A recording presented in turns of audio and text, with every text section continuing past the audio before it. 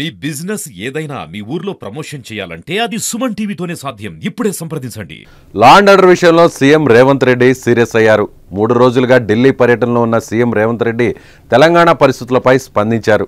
రాష్ట్రంలో అధికారంలో కోల్పోయామనే అక్కసుతో కొందరు శాంతి భద్రతలకు విఘాతం కల్పించే ప్రయత్నం చేస్తున్నారన్న సీఎం రేవంత్ ఆగ్రహం వ్యక్తం చేశారు. రాష్ట్ర ప్రభుత్వాన్ని ఇబ్బంది పెట్టేలా రకరకాల కుట్రలకు తెరలేపుతున్నారని మండిపడ్డారు.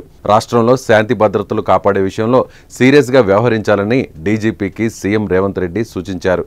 ఇక శాంతి భద్రతల విషయంలో విఘాతం కలిగించే వారికి కఠినంగా వ్యవహరించాలన్నారు. తెలంగాణ, హైదరాబాద్ బ్రాండ్ ఇమేజ్ దెబ్బతీసే విధంగా ఎవరు ప్రవర్తించినా చర్యలు తప్పవని హెచ్చరించారు. Serilingampally MLA Arekapudi Gandhi, BRS MLA Padi Kaushik Reddy మధ్య మాటల యుద్ధం ఏ రేంజ్లో కొనసాగుతున్న విషయం తెలిసిందే.